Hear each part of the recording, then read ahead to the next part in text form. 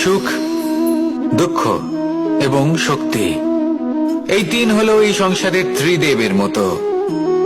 আমাদের জীবনে যা কিছু ঘটছে এই তিনটির ভিত্তির উপরেই হচ্ছে। আসলে এই সংসারের একটা নিয়ম আছে, যখনই আপনি কিছু লাভ করেন এই সংসার আপনার পরীক্ষা নেয়। এটা জানার জন্য আপনার পরীক্ষা নেয় যে আপনি যা কিছুই লাভ করেছেন আপনি কি আদৌ সেটার যোগ্য কিনা। ঠিক সেইভাবেই এই সুখ, দুঃখ এবং শক্তি আপনার পরীক্ষা নিয়ে থাকে। যখন সুখ আসে তখন সে আপনার পরীক্ষা নেয় যে আপনার মধ্যে অহংবোধ জাগ্রত হয়নি তো। যদি অহংবোধ চলে আসে তাহলে সুখ সেখানেই সঙ্গ ত্যাগ করে। দুঃখ আপনার ধৈর্যের পরীক্ষা নিতে থাকে, আর যদি আপনার মধ্যে ধৈর্য না থাকে তাহলে এটা আপনাকে আরো বেশি দুঃখের গভীর অন্ধকারে ঠেলে দেবে।